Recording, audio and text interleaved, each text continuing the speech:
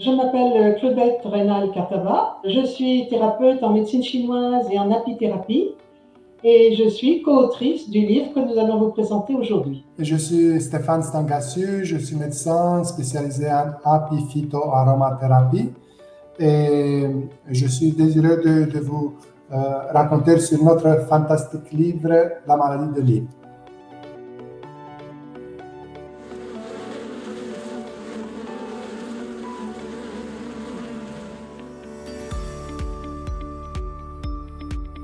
La maladie de Lyme, comme vous le savez certainement, c'est une maladie qui se développe généralement à la suite d'une piqûre de tique qui peut être porteuse de plusieurs bactéries, dont la plus fréquente est la borrélie, d'où le nom donné à cette maladie de borréliose. On estime actuellement qu'à peu près 50% des tiques seraient porteuses de cette bactérie. Dans le monde, on pense qu'il y a à peu près 14% de la population qui serait concernée et l'Europe est très touchée.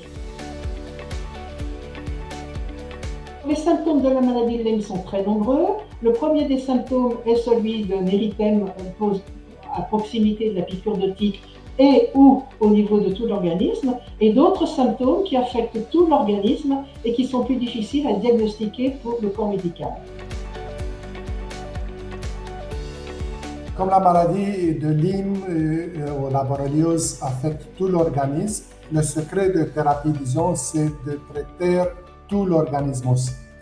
Le traitement qui se fait actuellement seulement avec l'antibiothérapie ou presque seulement l'antibiothérapie peut être très efficace dans les premières parties de la maladie, les premiers 30 jours, mais après en général ça ne suffit pas. C'est ça pourquoi on a besoin des produits de l'abeille. Le miel vient avec beaucoup d'énergie pour tout l'organisme, y compris pour le système immunitaire.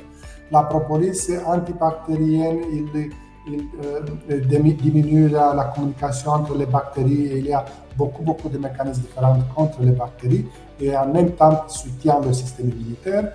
La gelée royale permet la régénération des cellules plus rapide, cellules qui sont affectées. Le pollen aussi c'est très bon pour la régénération. Et aussi dans certains pays on utilise le venin d'abeille qui tue rapidement la borrélie. Malheureusement en France, la thérapie au venin d'abeille, pour le moment, elle n'est pas acceptée. Dans la première partie de ce livre, nous développons comment les borrélies peuvent attaquer l'organisme et nous montrons comment un traitement complémentaire est indiqué pour combattre correctement cette maladie. Ensuite, nous voyons comment nous pouvons renforcer l'organisme, améliorer le caractère sain de notre organisme.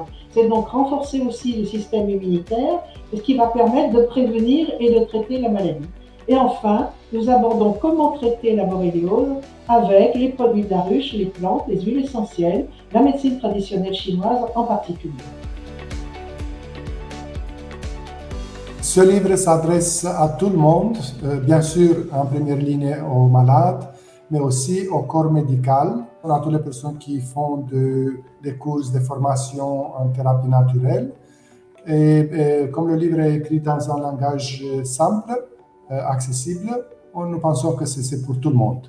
Et bien sûr, pour le corps médical, on a une bibliographie scientifique et on peut être contacté pour donner beaucoup plus de détails sur comment agissent les produits d'abeille.